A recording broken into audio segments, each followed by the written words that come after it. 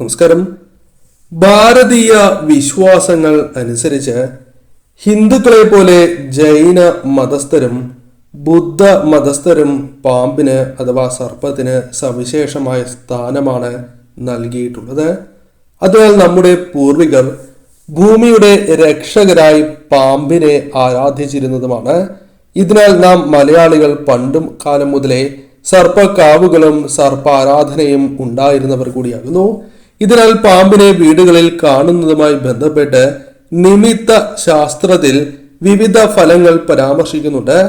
അപ്പുറത്തെ വീട്ടിലെന്നും കയറാതെ എന്റെ ഒരു വീട്ടിൽ മാത്രം തിരഞ്ഞു പിടിച്ച പോലെ പാമ്പ് കയറി വന്നു എന്നതിന് പിന്നിൽ പല കാരണങ്ങൾ ഉണ്ടാകാം. പാമ്പിനെ സത്യമുള്ള ഒരു ജീവിയായാണ് പരാമർശിക്കുന്നത്. പാമ്പിനെ വീട്ടിൽ കണ്ടാലുള്ള ഫലങ്ങളെക്കുറിച്ചും അന്നേ ദിവസം എപ്രകാരം കൃത്യമായി തന്നെ നിങ്ങൾ വിളക്ക് തെളിയിക്കണം എന്നും ഈ വീഡിയോയിലൂടെ വിശദമായി തന്നെ മനസ്സിലാക്കാം. ആദ്യത്തേതായ കാര്യം അതൊരു ഓർമ്മപ്പെടുത്തലാകും എന്നതാണ്. പതിവായി സർപ്പാരാധന നടത്തിയിരുന്നത് മുടങ്ങിപ്പോയിട്ടുണ്ടാകാം. അല്ലെങ്കിൽ എന്തെങ്കിലും ഒരു നേർച്ച നേർന്നതിന് ശേഷം അത് മറന്ന് പോയിട്ടുണ്ടാകാം. പ്രത്യേകിച്ചും സുബ്രഹ്മണ്യ സ്വാമി ക്ഷേത്രത്തിലോ അല്ലെങ്കിൽ ശിവക്ഷേത്രത്തിലോ വല്ലതും നൽകാം എന്ന് ഉദ്ദേശിച്ചിട്ട് അത് ചെയ്തിട്ടുണ്ടാകുന്നതല്ല. അതിനാൽ നിങ്ങളൊന്ന് കാര്യമായി ചിന്തിക്കുക.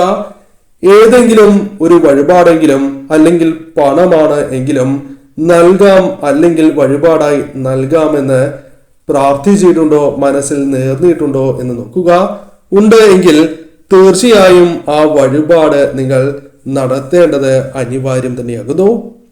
യാത്ര പുറപ്പെടുമ്പോഴാണ് കാണുന്നത് എങ്കിൽ ചില കാര്യങ്ങൾ നിങ്ങൾ മനസ്സിലാക്കേണ്ടതായിട്ടുണ്ട്. യാത്ര പുറപ്പെടുമ്പോഴോ അല്ലാതെയോ പാമ്പിനെ കാണുന്നത് ഏറ്റവും ശുഭകരമാണ്. ശുഭഫലങ്ങൾ തന്നെയാണ് വന്നു ചേരുക എന്ന കാര്യം പ്രത്യേകമായി നിങ്ങൾ മനസ്സിലാക്കേണ്ടതായിട്ടുണ്ട്. ആ യാത്ര മൂലം നിങ്ങൾക്ക് അനുകൂലമായ ചില കാര്യങ്ങൾ ജീവിതത്തിലേക്ക് സംഭവിക്കാൻ പോകുന്നു. ധനപരമായോ അല്ല മറ്റ് നേട്ടങ്ങളോ ജീവിതത്തിലേക്ക് കടന്നു വരാൻ പോകുന്നു എന്ന് തന്നെ അർത്ഥമാക്കാം. തടസ്സങ്ങളുണ്ട് എങ്കിൽ പോലും അത് തരണം ചെയ്യുവാൻ സാധിക്കും എന്നും അർത്ഥമാക്കുവാൻ സാധിക്കുന്നതാണ്. ഇനി അഥവാ പാമ്പ് വീട്ടിലേക്കാണ് കയറി വരുന്നത്, വീട്ടിലാണ് കയറി വന്നത് എങ്കിൽ അത് ഐശ്വര്യമാണ് എന്നാണ് പരാമർശിക്കുന്നത്.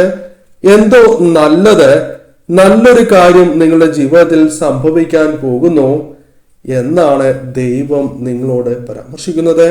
അതിനാൽ നിങ്ങളുടെ ജീവിതത്തിൽ ഏതെങ്കിലും തരത്തിൽ അനുകൂലമായ ഒരു കാര്യം ജീവിതത്തിലേക്ക് സംഭവിക്കാൻ പോകുന്നു എന്ന് തന്നെ മനസ്സിലാക്കാം.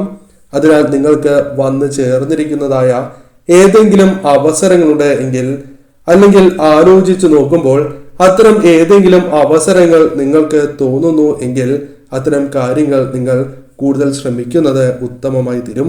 അത് ബിസിനസ് പരമോ തൊഴിൽപരമോ ആണ് എങ്കിൽ പോലും നോക്കുക.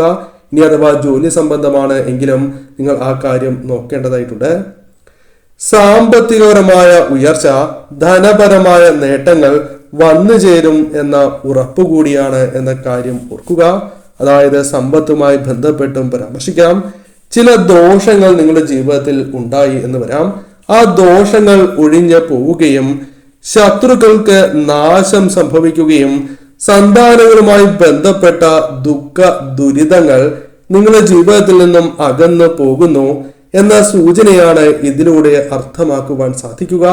അതിനാൽ ഏറ്റവും ശുഭകരമായ ഒരു ലക്ഷണമായി തന്നെ ഇതിനെ പരാമർശിക്കുവാൻ സാധിക്കുന്നതുമാണ്. അതിനാൽ സാമ്പത്തികപരമായ ഉയർച്ച നിങ്ങളുടെ ജീവിതത്തിൽ സംഭവിക്കാൻ പോകുന്നു എന്ന് തന്നെ അർത്ഥമാക്കാം. മറ്റൊന്ന് നിത്യവുമാകുന്നു. സർപ്പശാപം അഥവാ സർപ്പദോഷമുണ്ട് എങ്കിൽ തീർച്ചയായും നിത്യവും നിങ്ങൾ സർപ്പത്തെ അല്ലെങ്കിൽ പാമ്പിനെ കാണും.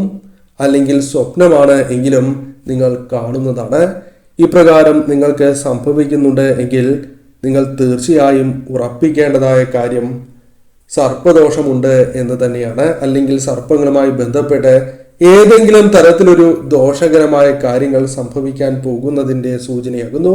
അതിനാൽ അടുത്തുള്ള നാഗക്ഷേത്രത്തിൽ തീർച്ചയായും നിങ്ങൾ ദർശനം നടത്തി ശക്തിക്കൊത്ത വഴിപാട് ചെയ്യുവാൻ പ്രത്യേകം ശ്രദ്ധിക്കുക. പാലും നൂറും നൽകുന്നത് ശുഭകരമാണ്. മഞ്ഞൾപ്പൊടി സമർപ്പണം ചെയ്യുന്നതും ഏറ്റവും ഉത്തമമാണ്. ആയില്യം നാളിൽ പ്രത്യേകിച്ചും ദർശനം മുടക്കാതിരിക്കുവാനും നിങ്ങൾ ശ്രദ്ധിക്കുക. ക്രമേണ നിങ്ങളുടെ ജീവിതത്തിൽ നിന്നും ആ ദോഷകരമായ ഫലങ്ങൾ ഒഴിഞ്ഞു പോകുന്നതാണ്. നിത്യവും നാഗ മന്ത്രങ്ങൾ കൂടി ജപിക്കുവാൻ പ്രത്യേകം ശ്രദ്ധിക്കുക. ഇനി അഥവാ മഞ്ഞ ചേരയാണ് എങ്കിൽ ചില കാര്യങ്ങൾ മനസ്സിലാക്കേണ്ടതായിട്ടുണ്ട്.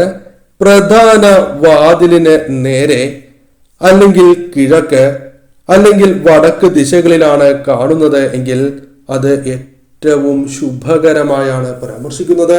ആ വ്യക്തികളുടെ ജീവിതത്തിലേക്ക് ധനം, ഭാഗ്യവർദ്ധനവ് എന്നിവ കടന്ന് വരുന്നതാണ്. എന്നാൽ മറ്റ് ദിശകളിൽ കാണുന്നതും ശുഭകരം തന്നെയാണ്. ആ കാര്യവും ഓർക്കുക. എന്നാൽ മുൻപ് പറഞ്ഞ ദിക്കുകൾ, അതായത് വടക്ക് കിഴക്കാണ് എങ്കിൽ അല്ലെങ്കിൽ പ്രധാന വാതിലിന് നേരെയാണ് എങ്കിൽ ഏറ്റവും വിശേഷപ്പെട്ടതായ ഫലങ്ങൾ തന്നെ ജീവിതത്തിലേക്ക് വന്നു ചേരാം. നിങ്ങൾക്ക് വന്നു ചേരുന്ന ചില തടസ്സങ്ങൾ ഒഴിഞ്ഞു പോകുന്നതുമാകാം.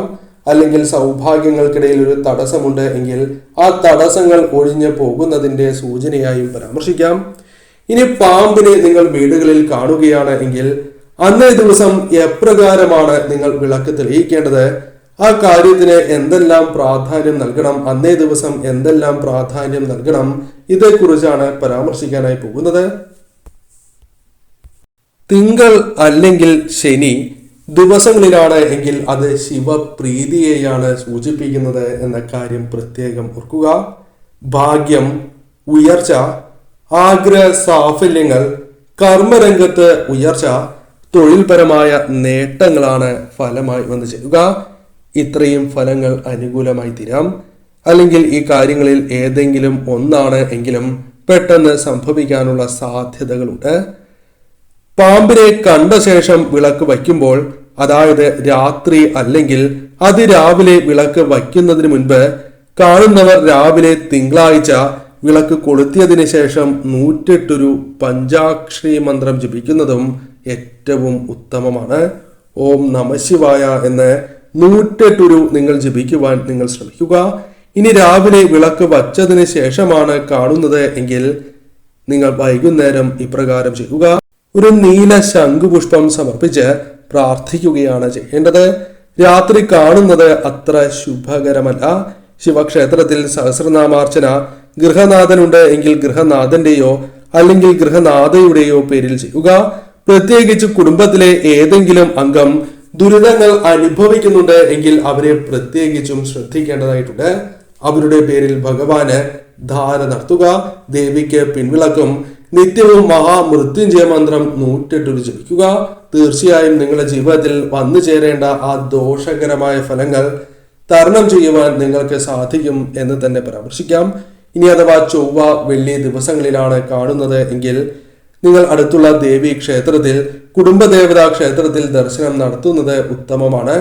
അടുത്തുള്ള ദേവി ക്ഷേത്രത്തിലും കുടുംബദേവതയുടെയും അനുഗ്രഹം അല്ലെങ്കിൽ പ്രീതി നിങ്ങൾക്ക് അനിവാര്യമാണ് എന്ന കാര്യവും ഓർക്കുക. അതിന്റെ സൂചന കൂടിയാകുന്നു. അതിനാൽ തടസ്സങ്ങൾ നിങ്ങളുടെ ജീവിതത്തിലേക്ക് വന്നു ചേരാം. ആ തടസ്സങ്ങൾ ഒഴിവാക്കുവാൻ ഇരു ദേവതകളെയും ആരാധിക്കുന്നത് ശുഭകരമാണ്. ഇപ്രകാരം നിങ്ങൾക്ക് പ്രീതി ലഭിക്കുന്നതിലൂടെ പുതിയ വാഹനം, വസ്തു, വീട് തുടങ്ങിയ കാര്യങ്ങൾ വന്നു ചേരാം. അപ്രതീക്ഷിതമായ ധന നേട്ടങ്ങൾ വന്നു ചേരാം. കൂടാതെ അന്നേ ദിവസം വിളക്ക് വയ്ക്കുന്നതിന് മുൻപ് ചുവന്ന റോസാപുഷ്പം അല്ലെങ്കിൽ മുല്ലപ്പൂ സമർപ്പിച്ച് പ്രാർത്ഥിക്കുന്നതും ഏറ്റവും ശുഭകരം തന്നെയാകുന്നു. കുടുംബദേവതയുടെ നാമം 3 തവണ ജപിക്കുക. ഓം ശ്രീം ലക്ഷ്മി ദേവിയെ നമഃ, ഓം ശ്രീം ലക്ഷ്മി ദേവിയെ നമഃ, ഓം ശ്രീം ലക്ഷ്മി ദേവിയെ നമഃ.